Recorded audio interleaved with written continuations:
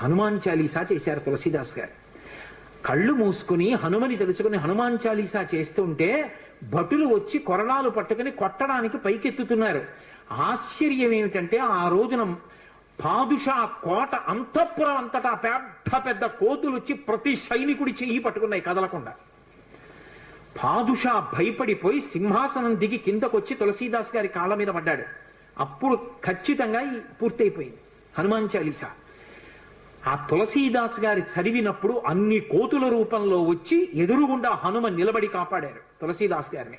అందుకే అప్పటికీ ఇప్పటికీ ఎప్పటికీ కూడా హనుమాన్ చాలీసాకి అంత శక్తి.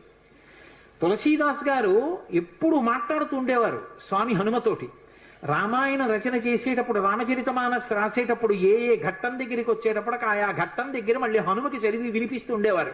హనుమ అంతా చదివి సరేనంటుండేవారు. అబ్బో ఎన్ని